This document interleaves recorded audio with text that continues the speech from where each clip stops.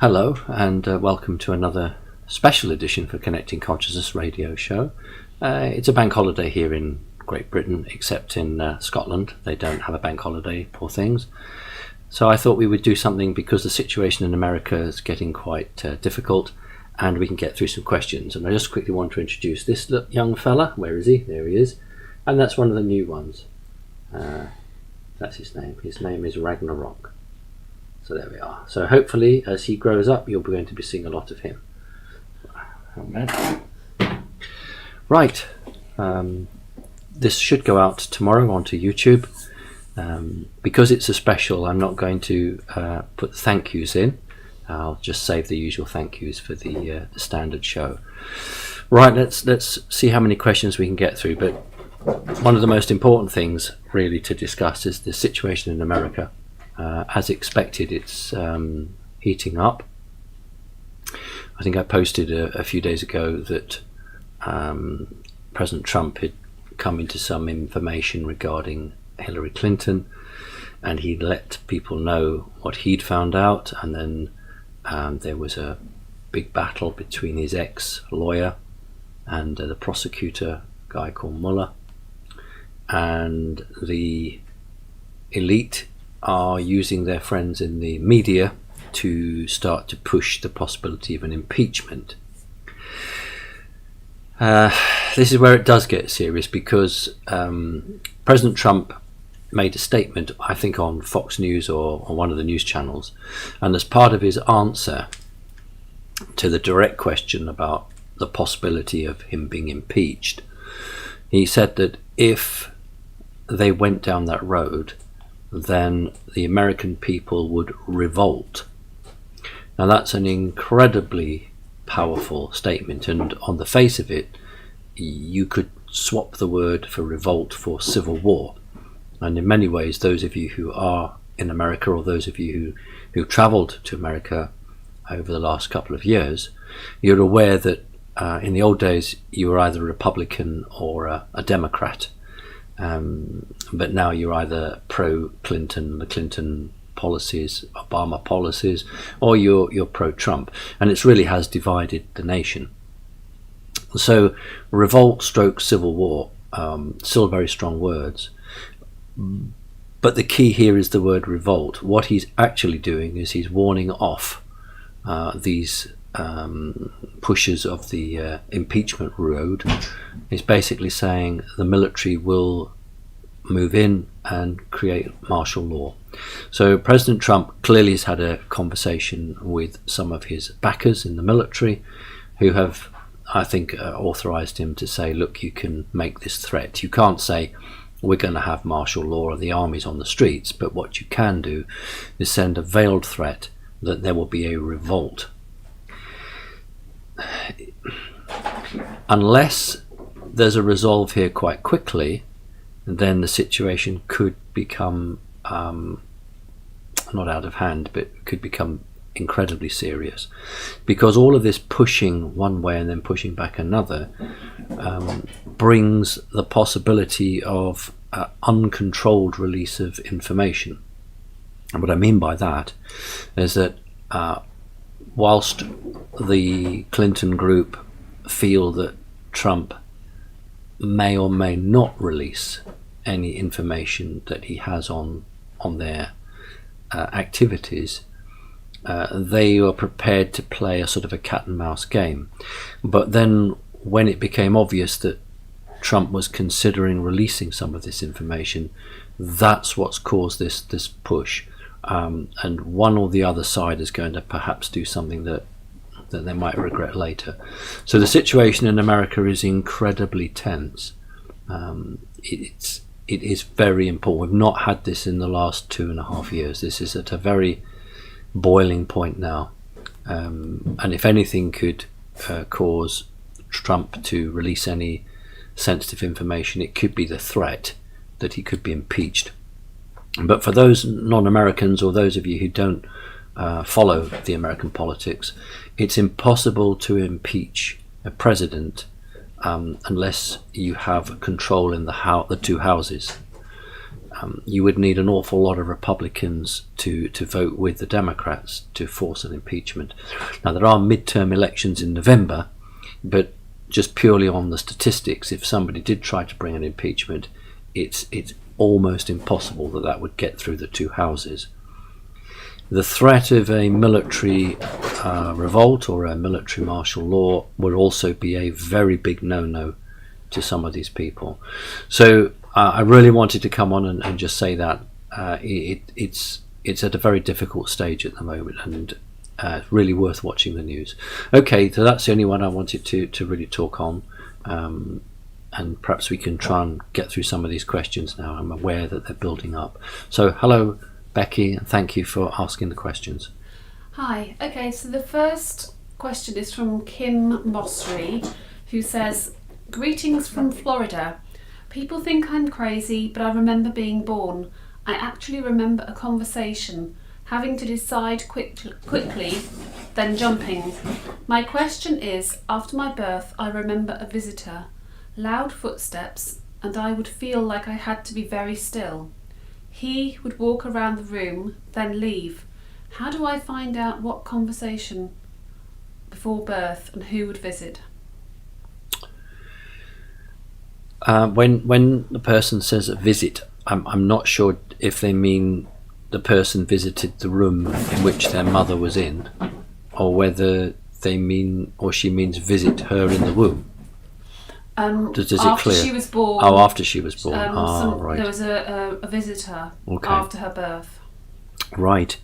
Well, one of the ways to regain such knowledge and memories would be to do your own meditation.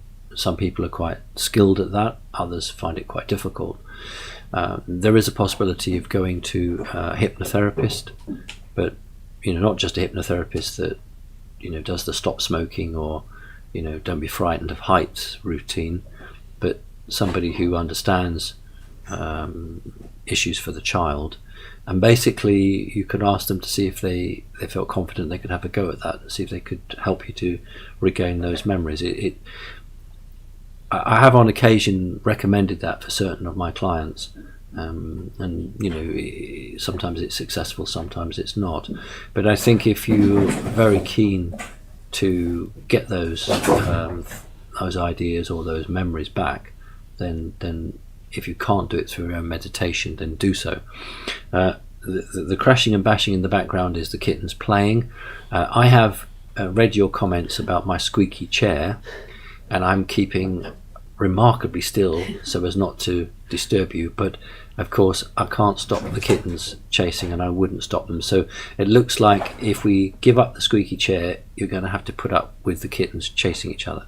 But okay, we don't have a squeaky chair today, hopefully. So my answer is through meditation. If you can't do it through meditation, then have a go at someone who's a reputable hypnotherapist. Thank you. Okay, thank you. Right.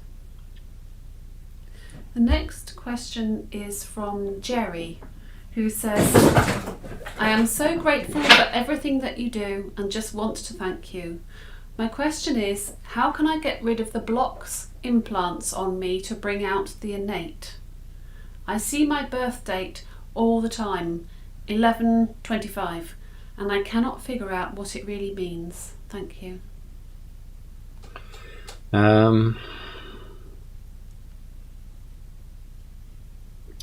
So in numerology it's number 9. The blocks are either placed by yourself or by somebody or something else. I think it's how burning a desire excuse me, how burning a desire it is to break through these blocks. You have to try to identify what is being held back, because it sometimes is a great deal of effort to remove those blocks. If the blocks were placed there by yourself, then it's easier through a form of meditation, through sort of self-hypnosis perhaps, to remove that. If the blocks have been placed there by somebody or something else, then you probably will need some help to do that. generally when a block is in place, we can remember something prior to it or just after it. It's something that I could help with, but it's probably advisable to try it yourself first. If you can put yourself into a sort of a gentle trance, and what I mean by that is turn your phones off. It's fairly dark in the room, and you're not actually asleep because that would defeat the object, but so you're not going to be disturbed. You can be quite calm. First of all, you need to protect yourself. We don't do anything that could take you into another realm or engage with something unless you take some protection of a golden bubble or diamond energy or whatever it is that you use. If you don't, then do some research. Ask yourself what's the best way to protect yourself. Once you've done that, and then one of the best ways to obtain hidden memories would be to imagine that you have a location. It could be a desert, it could be a forest, and you would see a cave. This is just an example. You can check your own or do your own research, but you see a cave, you walk into the cave, it's very dark. You want to make the cave interesting, so you could put paintings down the side of it or statues. Doesn't matter. You're trying to maintain a flow of information here. You walk along further, and then there are doorways, so you create doorways on your left and your right, and you will be guided or drawn to one of those doorways. You need to produce a key, open the door, close it, lock it behind you. It's really important that you don't try to create anything now. So you're looking at a blank room. It's dark, no light, nothing. Now what I'm hoping is that you'll begin to see a video, as it were, play out for you, or a snapshot of memory. If it doesn't, unlock the door, open it, go through, lock the door, go further down your corridor, and this time, to represent going deeper into your mind, go down a flight of stairs. What you're trying to do is to circumvent any blocks. So I'm visually going to show you. If you're at this level and there's a blockage here, and then you're going down a spiral staircase or a staircase, and you underneath that, and you do that routine, then you are actually circumventing the block. That's if the block is of a linear pattern. Try that. Try it several times. If it's not working, then you need to engage somebody who is quite versed at helping someone get the memories. But I always like people to try it yourself, and it's a real great sense of achievement, because there's always the danger that someone leads you. If you have someone who's skilled at it, you could possibly be led, and therefore the memories you're coming back on are not quite the truth. So if you can do it yourself, that's best. So thank you for that. Very kind of you to say the nice words. Okay, thank you. That's plain. I know. Gary Shade says, new disclosures from Source Creator via Carl Mollison reveal the Anunnaki leadership changes hands for the worse within 10 years, and humanity then faces a great die-off in numbers. Thomas Mellon also predicted great population decline from 2020 to 2040. What say you about population levels and sustainable life on a warming, polluted planet that is rapidly becoming deforested? Polluted, yes. Deforested, yes. Warming, yes. But remember, the warming is natural. Okay, there's probably one centigrade, perhaps, that's been done through carbon emissions. But if you look back through geological records, this planet has been incredibly hot in the past. Far more CO2 emissions than there are now. I'm not concerned about the warming of the planet. That is naturally part of our evolution through the energy from the sun, and all the planets in the solar system are doing that. The population decline is very interesting. I believe some years ago the Farsight Institute, I can't be 100% certain, but I believe it was the Farsight Institute, had done some sort of recce forwards in time, and they'd come back with a staggering reduction in the population of the planet. Certainly the elite who run these plans, this agenda, also are looking to make some form of reduction. I think that if it wasn't Montauk, it would have been a number of projects running on the similar high and microwave bandwidth projects that seem to have some sort of indication that I'm going to go for 2025. The two figures you've given, I'm going to go for 2025, that it's slated in that there would be a population reduction. Now that doesn't mean it's going to happen, it means that it's a possibility. Now whether that possibility is through Yellowstone blowing up, or a great tidal wave, or anything of those magnitudes, whether it's through a deliberate attempt to reduce the human population, or whether it's a natural event, that's not clear. What is clear is that there is I won't even say it's a timeline, there is an intention by something or someone to reduce the human population, and the figure of 2025 is the figure that I've given. That doesn't mean there's going to be a reduction in 2025. What it means is that there is an intention at that time to try to bring something like that about. In terms of the projects that have been leading up to this, they've all by and large abysmally failed. Whether it was AIDS or SARS or bird flu, whatever else, designed to weaken or destroy the human population, there's something very special about excuse me, humanity, that it evolved to defeat by and large these attacks on it. So it's not written in stone. We can definitely say something is planned, but so many things are and don't necessarily come to fruition. Excuse me. So what I would say is, yes, a number of independent and not so independent agencies or organizations have highlighted the fact that around this time zone there is a possibility of a reduction, and that is much more likely to be of evil intent rather than a natural reaction. So all I would say to you is that my plan, if you like, my vision, is that there won't be a reduction in the human population of that magnitude or anything like that magnitude. That is an intent that we don't want. That's an intent that doesn't benefit humanity. And I think whilst it's perfectly reasonable to alert people to what you have discovered, I think it's very unwise to then build upon that or postulate upon that.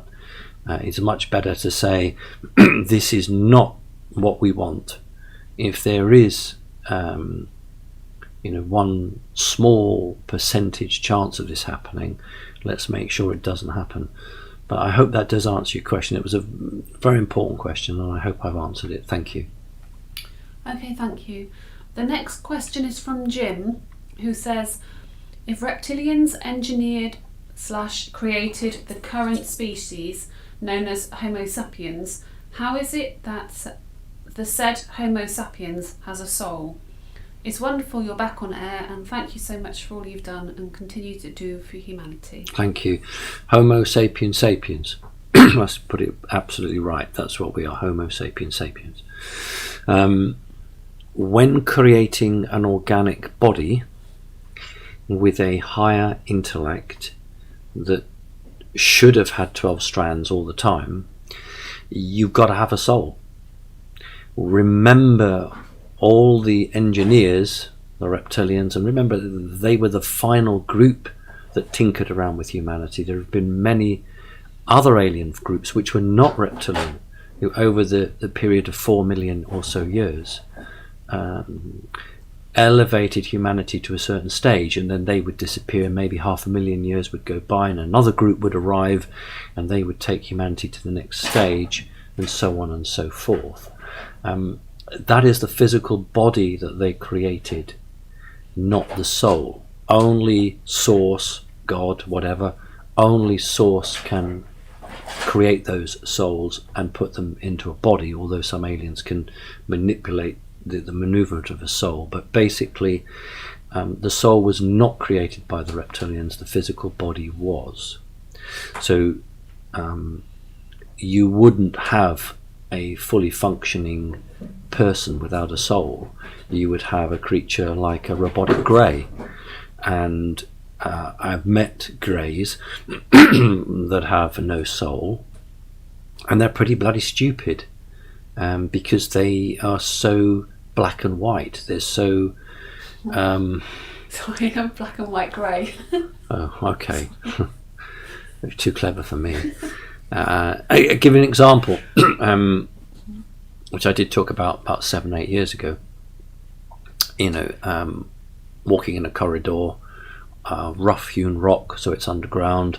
I think it's probably a human stroke alien base that's shared, and there's a group of people, ordinary people, well, ordinary in the sense that they're not hybridized, just sitting on the rock hewn floor, and then there's a grey, robotic grey, the typical Hollywood grey standing by the side of them, and then I say to the grey, well, what are these people doing here?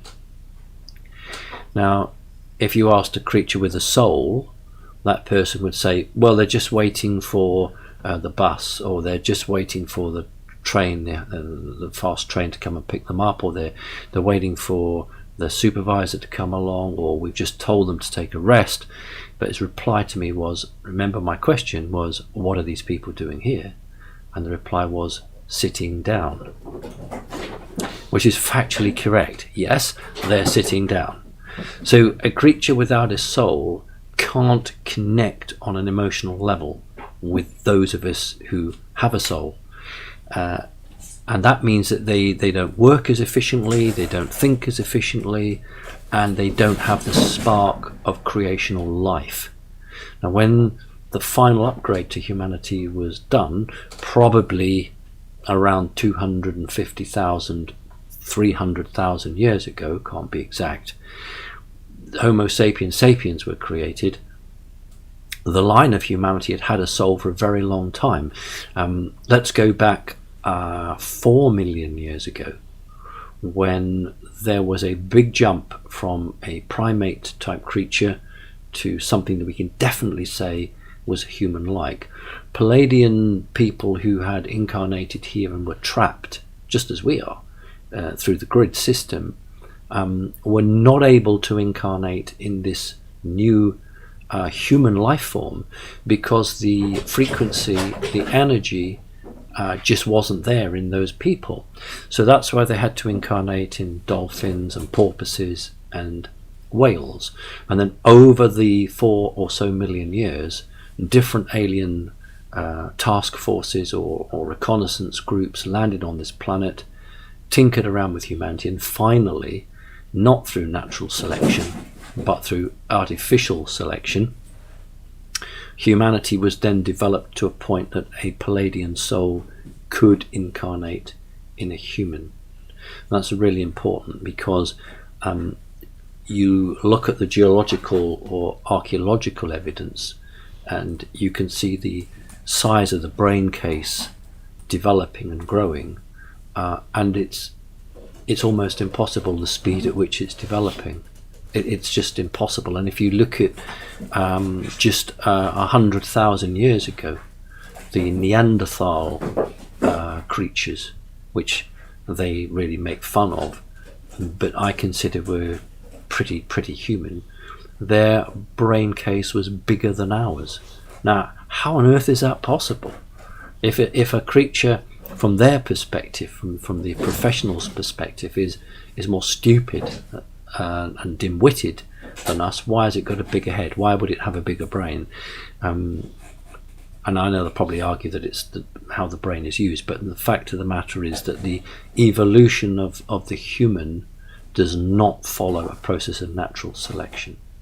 And so we can look at creatures of human intent having a soul, probably from, I would say, about 2 million to 2.5 million years ago. At about 1.9 billion years ago, a new creature evolved on the geological record, and his and her name were Homo agaster. And this was a species from Africa. And this suddenly marked a massive change. Here was a being that was probably around 6 foot tall. Now that's phenomenal, because we're told that, you know, those people that have poor nutrition, they're quite stunted in their growth. But from the fossil records that have been recovered, it's highly likely that these beings 1.9, 1.8, 1.9 million years ago were about 6 foot tall. The tools they were making, an average man today couldn't actually easily use, because they were too big for a standard hand. Now women generally have smaller hands, so it'd be even harder for them. So I'd never accepted, and none of my family actually ever accepted, that humanity had ever evolved. But through that evolution, the soul came from source and has been part and parcel of life on this planet. Remember, animals have a soul. It's not just humans. So that's a really good question, and I hope the answer's been in depth enough. Thank you. Thank you. Yeah, I understand that all different animals and life have souls, and trees do as well. Shamans would fully understand and recognise that trees have dryads, which are tree souls, and if you can actually feel the energy around a tree, which is a bit like, it has the same sort of energy layers as humans do, or other kinds of life. They have the emotional layer and the spiritual layer and the sort of different etheric layers, because you can feel the energy as you go in, as you go closer towards a tree, if you tune into that sort of thing. And that's connected with the energy source, which is the soul, as well as which is sort of separate from the physical life force of the tree. Well, J.R. Tolkien, who wrote Lord of the Rings, and wasn't just a professor of Old English, but was very knowledgeable in many ways, created Treebeard and the Ents, and he certainly had no problem in writing into his amazing work that this tree was able to walk and talk, and it clearly had a soul. So I think, yes, those who are in the know, those who are connected to the earth, those who are spiritually awake, don't have a problem in either accepting that or actually being able to detect an energy field around a tree or a plant that means that it won't be the same type of soul that we have, but nevertheless I believe that we can call it a living creature. Thank you. Next one. Okay, thank you. Martin says, I've been doing Kriya Yoga for 5 years now. It's a complex system of how to get back to the source throughout several lifetimes. It is a very thin road. You have said that when you wake up and go to sleep, just say, I want to go back to source. If it was that easy, why should I do Kriya Yoga or Kriya Yoga? Okay. With respect, you misunderstood the questions that I was asked around that. The answer I've given was not in response to how do we go to source. The question that I was given was how do we defeat the grid, the net.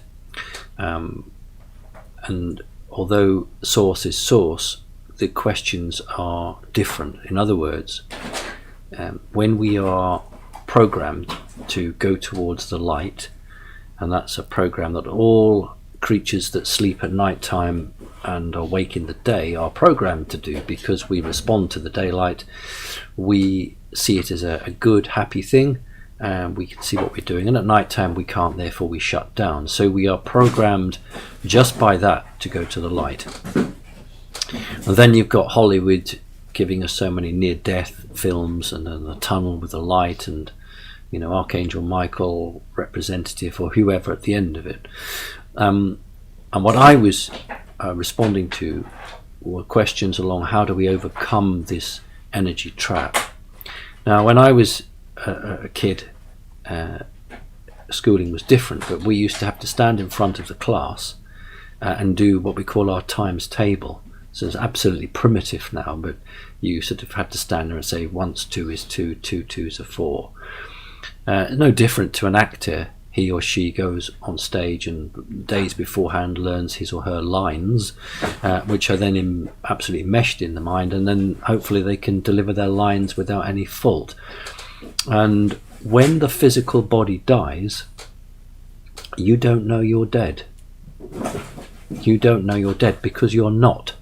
It is your soul that lives forever. It's your physical body that dies. So when you physically die, you're not aware you're dead. And you think, ew, I can't move my arms. Oh, I can't do this. You can still see and you can feel. And that's why so many other films, when they talk about this, they mention, one character says to another, well, I am dead, aren't I? I did die, didn't I? I have gone to heaven or what have you. Oh yes, you did die. So you don't know you're dead. And the first thing that I am saying is that if you've spent 10 years or 20 years, the last thing you say at night is, I want to go to Source. And the first thing in the morning is, I want to go to Source. When you suddenly realize that you are dead physically, that mantra, I want to go to Source, is not designed to get you to Source. It is designed to remind you that you must be looking for Source and not the trick. So saying I want to go to Source, or I want to go to my star family every night as a last thing and every morning, is not magically to take you to Source, but is to remind you that there are traps and tricks out there designed to capture you and put you back and bring you back. So with respect, you misunderstood my answer because you probably didn't hear the question that I was given. But I hope that's cleared it. Thank you. Okay, thanks. Martin also asks, I've been told that without karma there is no purpose for life. Past and future lives are connected with the goal to solve any karmic lessons until you have 0. Do you personally know how to dissolve karma? Well, actually, I wouldn't agree with that. Not in its entirety. I think there's a lot of truth to it, but I don't agree with that in its entirety. I don't believe that we come to this planet just to resolve our karma. I think we come to this planet to make a choice to do good or ill. I think we come here to learn and experience. And if we've had, say, 1,000 years as a black magician, we then have the choice whether we're going to carry on being a black magician or whether we're going to do this or do that and be something different, be a white magician or be a witch or what have you.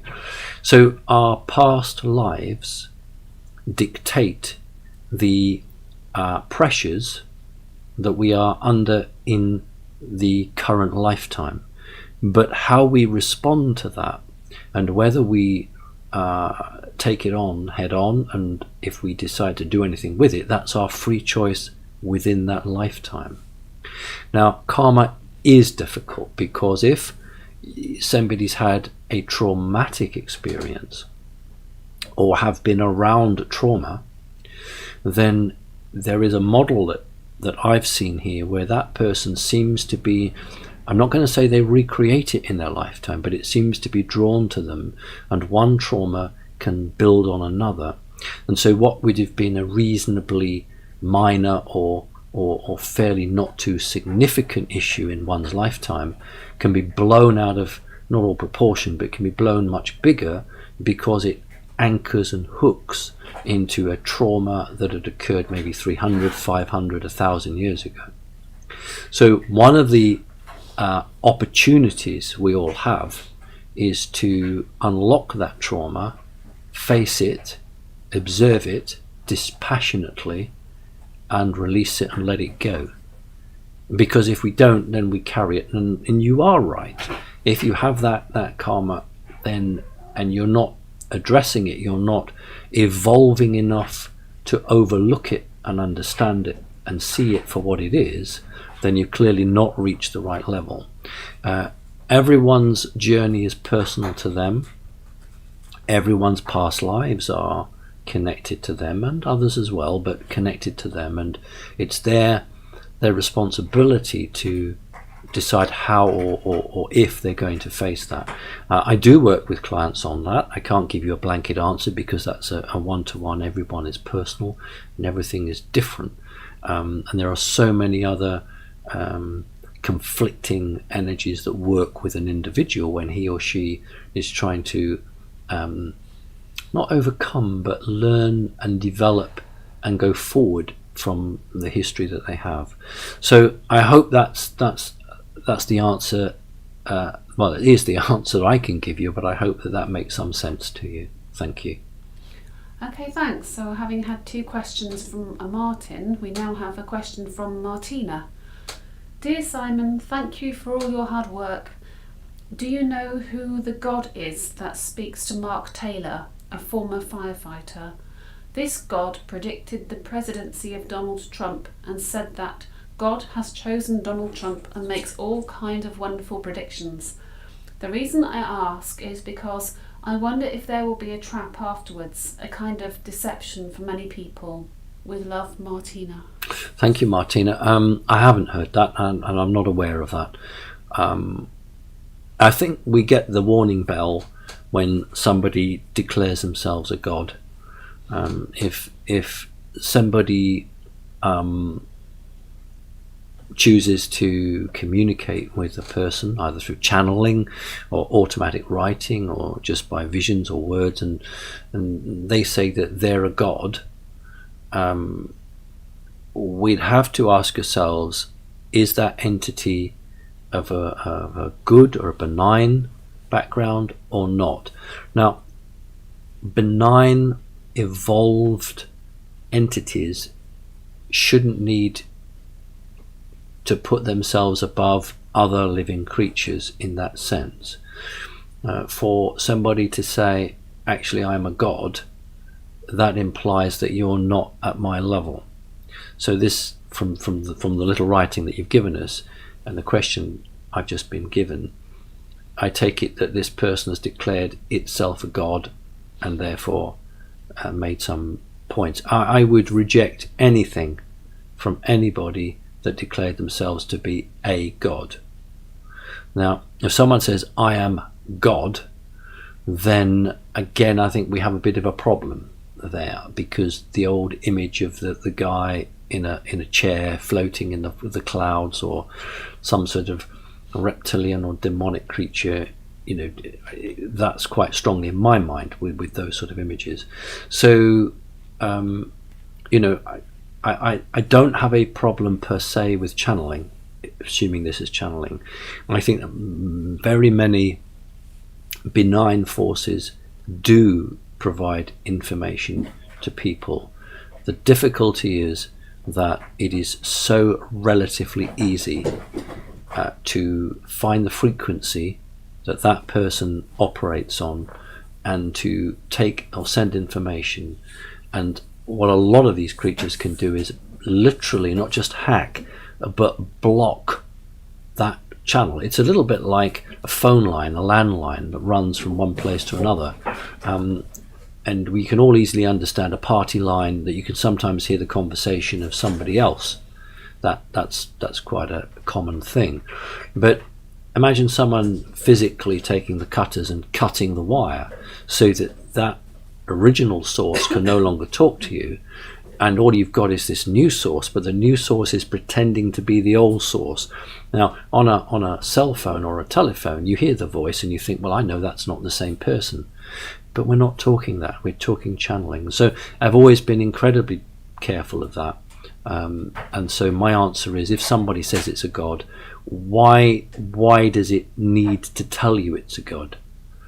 Why isn't it saying I'm a spirit guide, or I'm an advisor, or I'm this or I'm that? But if someone says a god, no, just my own opinion is just walk away from it. Thank you. Okay, thank you. Zero says, Dear Simon, thank you for your vigilance and carrying on through your current ordeals. My question is in regards to the Hillary Clinton snuff film that is apparently circulating the dark web. Have you heard about it? Is there any credibility to it? Thank you and God bless. Right, thank you. This is a while back. We're doing these questions on a first come, first served basis. So that's one of the reasons we're doing the special, to try and catch up a bit. I haven't seen it. I deliberately decided I wasn't going to watch it. I wasn't going to be drawn into that. I'm going to be less open than I would normally be because of the incredibly difficult situation at the moment between the organisers of the Clinton Foundation and President Trump's military backers. The energies are so high. A number of people who, and this is fact, you can find this easily enough, who were ready to testify against certain individuals were, found dead sometimes the day before they were due to testify. So it's very difficult, and I haven't seen the snuff movie. I was aware it had gone round. I am aware that there are certain instances where things have occurred which would certainly make Marine General Durnford not very happy with the Clintons. Remember that some members of the CIA referred to Hillary Clinton as the Antichrist, and that's public record. There are reasons why very high-ranking upholders of the Constitution, the Founding Fathers' plan, there are very strong reasons why those people supported President Trump. And I've never said President Trump was a great guy, a good guy. I've always said he was the best of the bad bunch. He was picked deliberately to prevent Clinton from winning. He was backed by the military. He was a great big man with lots of money who could take lots of punches and still keep going. That's why he was put there. But the alternative, from my perspective, was so awful that it would be very easy to vote for President Trump as opposed to anyone else at the time. So that's great. Thank you very much for that. Okay, thank you. The next question is from Daniel. Have you ever read Roald Dahl's book about Henry Sugar? It seems to me that learning how to focus is the key to everything. Thank you. I haven't. I've read some of his other books. Wasn't Charlie and the Chocolate Factory? Yeah, and The Great Glass Elevator, and that was a second book. Fantastic Mr. Fox is another one. Oh right, I've seen the Twits, DVD of The that. Witches, and James and the Giant Peach. I've read loads, but I've never read one about Henry Sugar. Well, you're quite up with Roald Dahl. I haven't read it either. Focusing is the key. Remember that focusing from a spiritual, a shamanic point of view, right across the spectrum to magic. It's only a small jump from the meditation routine of focusing on a candle flame. There's only a small jump from that to the magic work with a candle flame.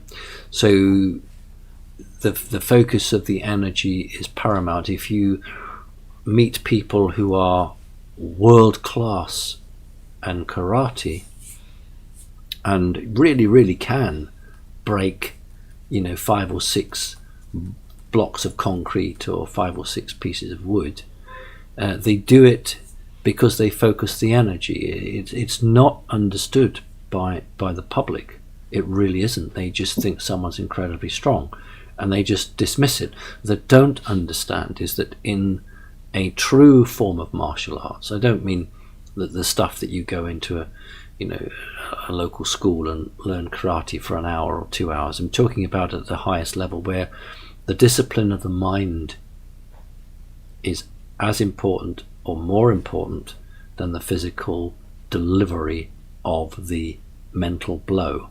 So if you are going to punch your way through a piece of concrete or wood, you have to deliver an energy blow, maybe 1/8 of an inch, something like that, ahead of your fist or your hand, because it is that combined, because we're in a 3D world, with a 3D physical action which causes it to smash.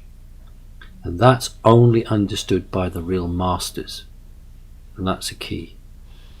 Okay, thank you. Okay. And I just remembered he wrote Matilda, and that's about a little girl who focuses with her mind. I think the first thing was that she got so cross about something that she wanted to close the door, and she managed to, from a distance, turn the doorknob and close the door.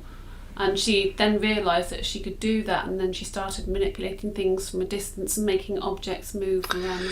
Well, but that was done with focus and intent. Well, that's excellent. I'm going to have to read that, because that's exactly what the CIA or the old KGB or MI5 would have little children doing. That's exactly the programs they would do. You wouldn't do it with a door handle, but they'd do other things. And there are many of my clients who have partial memories of practicing moving things, objects about, or doing it at school, perhaps under guidance, or in a hospital, or just practicing at home. And then you get to the ages of 8, 9, 10, 11, 12, and you stop doing it. So focusing, whether it's a 3D, I must focus to pass my exams, or I must focus the lens on my telescope, or I must focus my intent to achieve something. It works in the 3D world, and it works in other dimensions. Thank you. Okay, thank you. Sabina says, Dear Simon, I am very happy to see you found a solution to continue your radio show. I did sense a lot of very nasty energy in the past few months all over the place. Do you think that we are very close to something that will tip the scale for the better? And is that why all this crazy stuff is going on? I am very sad to see the alternative community being in a divide and conquer mode. But maybe this is a true test for people to finally start using their intuition and abilities to discern and feel from their hearts. Much love and thank you for everything. 2 points. The first one is that one of the best ways to destroy the independence or the capability of humans to break out of a trap is to try to infiltrate and to confuse and break up that dig for freedom, what they loosely call the hippie years, the flower power years. The young people back in the mid to late 60s, early 70s were, from the establishment's point of view, dangerously close to breaking free, and so they used a number of methods to corrupt that. The alternative industry has been under attack as never before. We talk about Gaia TV and the statement there, the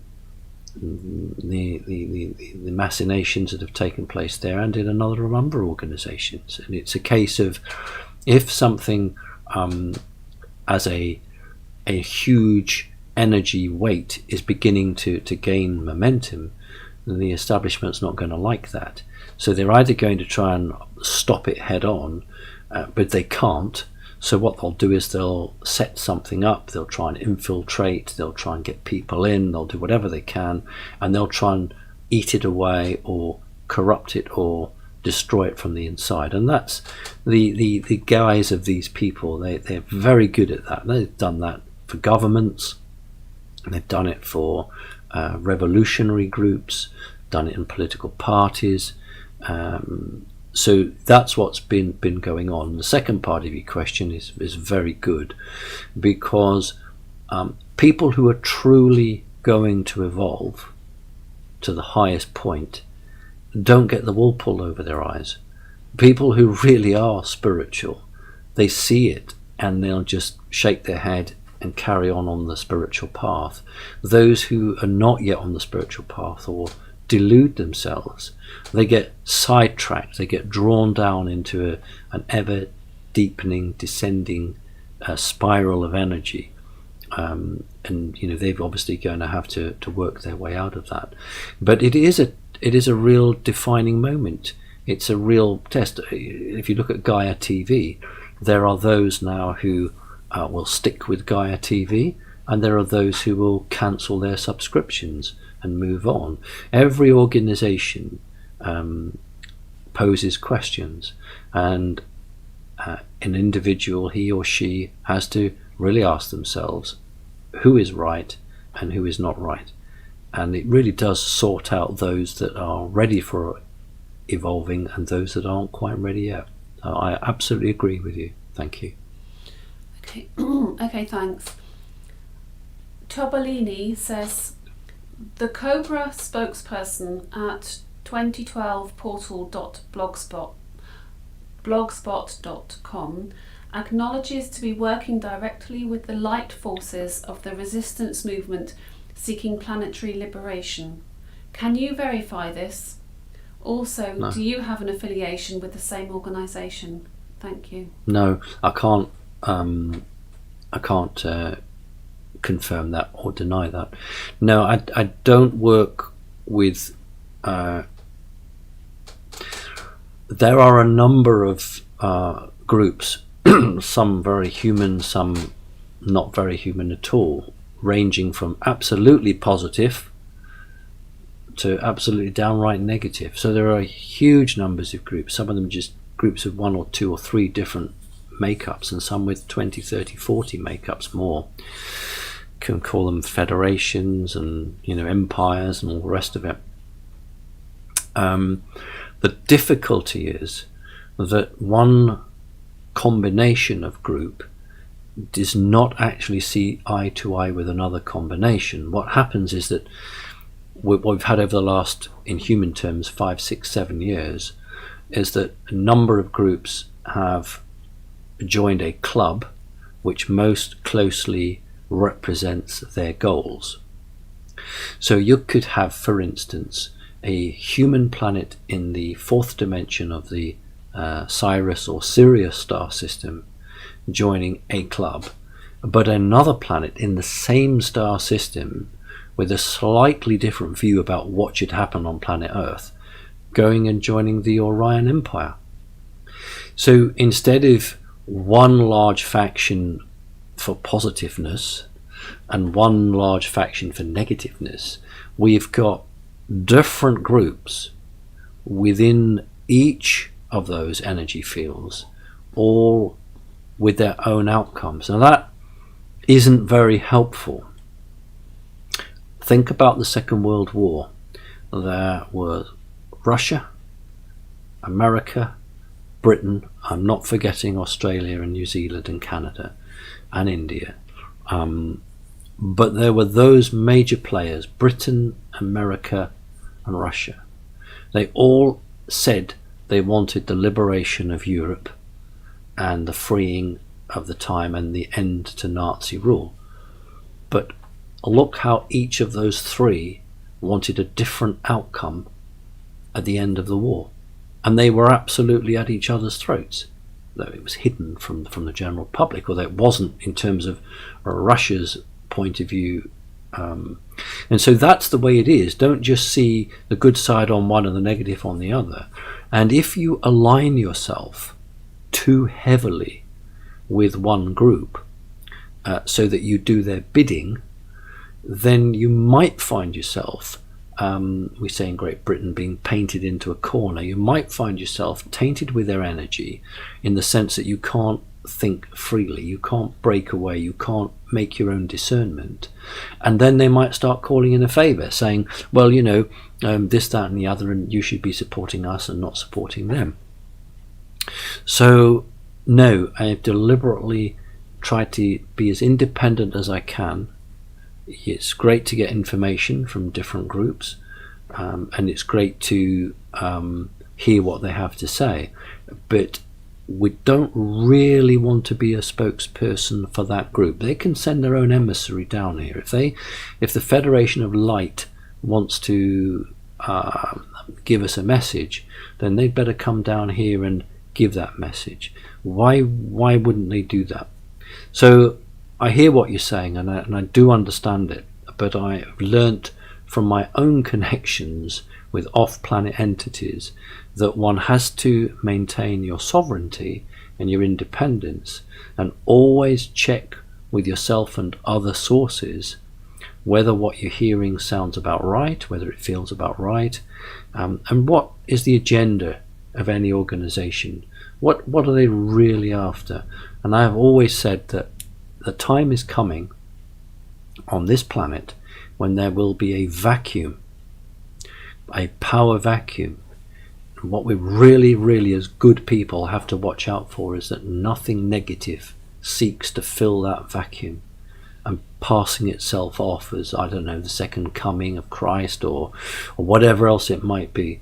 But that is the time when humanity must be hugely on its guard as we recover from one paradigm, one trickery, and we move to a much more open and holistic approach to life, that something doesn't try and come in and say, well, I'm going to save you all, or this is the way you should do it. I give an example in the 3D world. Talked about this a few days ago. In France there was a French Revolution, and the guillotine was very busy chopping off people's heads. And at the end of the revolution there were a huge number of immensely wealthy stately homes with nobody in them, because either they had their heads chopped off or they jumped on a boat and gone to England or Italy or Spain. So the proletariat found that they were running out of money, but they had all of these chateaus, all of these immense houses. The only people who could buy them were the same families that had done a runner. So it's a fact that the leaders of the French Revolution sold many of the chateaus and the big palaces back to the very same families that they chopped some of their heads off. So basically the status quo returned. It's all about equality, fraternity, liberty. Well, where is that in France? It didn't happen. There wasn't a revolution that wiped away anything at all. And so we have to be very careful when the humanity moves from one phase to the next, it doesn't make the same mistake as they did in the French Revolution. Thank you. Right, well, we're just going to have the final question now. We've been going for nearly an hour. This special show, hopefully we've been able to make a dent into those questions. So for the last question then, please Becky. Okay, this last question is from Brad, who says, "Hi Simon, I live in Vancouver, British Columbia, west coast of Canada. I'm a 2-hour drive to Seattle, Washington, USA. I've been waiting patiently with all this mass arrests and the event beginnings. Our border has no fences or intense major patrol. My friend has a ditch separating the USA and Canada border. When the event begins, will Canada be considered the same as the USA, total shutdown and military martial law?" Right, your take on the word event is not my take on event. I understand there are, and there have been, some use of the word event from a physical perspective. My understanding of the word event is not physical, it's energy. You're referring to a possible cataclysmic situation in terms of the United States of America being at loggerheads with other countries and certainly with other elite organizations. I don't see that. I see issues coming. I can certainly see some rioting, some looting. I can see some difficulties in some states, but I don't see an event. I see an energy event. For me, the word event is the transformation of humanity to the next level. I certainly don't see a worldwide destruction. So in terms of a mini event, yes, we'll have a mini event as we struggle to break free, but in terms of a major event, that will be an energy format. Thank you very much indeed, Becky, for your questions. Thank you to Andy, who did all the web work, and I hope you enjoy this show. Thank you. Goodbye.